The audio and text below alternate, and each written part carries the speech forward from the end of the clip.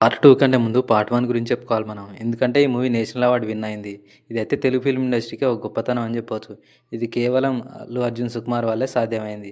అయితే 'పుష్పని' మూవీలా కాకుండా వెబ్ సీరీస్‌లాగా చేయాలనుకున్నారంట సుకుమార్ గారు. అయితే వాటికి పెద్ద ఆదరణ లేదని చెప్పి మూవీలాగా అయితే తీశారు. ఇక 'పుష్ప 2' మూవీకొస్తే అల్లు అర్జున్ గారు తన వన్ మ్యాన్ షో చూయించారు మూవీ మొత్తం. ఇక శ్రీవల్లి పాత్రలో రష్మిక మందన అయితే తను తప్ప ఇంకెవరు చేయలేరన్నంత విధంగా అయితే చేసింది. సో, ఈ మూవీలో వచ్చే ఎలివేషన్స్ అయితే అక్కడక్కడ వేరే లెవెల్ అనిపిస్తాయి మీకు. ఇక స్పెషల్‌గా ఈ జాతర సీన్ అయితే గూస్ బంప్స్ తెప్పిస్తాయి థియేటర్‌లో మీకు. 'పుష్ప 2' మీదైతే సుకుమార్ గారికి నమ్మకం లేదంట. కేవలం అల్లు అర్జున్ గారి కోసమే చేశారంట. ఇక శ్రీలీల అయితే అలా వచ్చి ఇలా వెళ్తుంది. పార్ట్ 1లో లాగా షికావత్ గారికైతే పార్ట్ 2లో అంత ఇంపార్టెన్స్ లేదు. కేవలం ఉన్నారంటే ఉన్నారంతే. ఇక మొత్తానికి మూవీని అల్లు అర్జున్ గారైతే తన భుజాల మీద ముందుకు తీసుకెళ్లారు.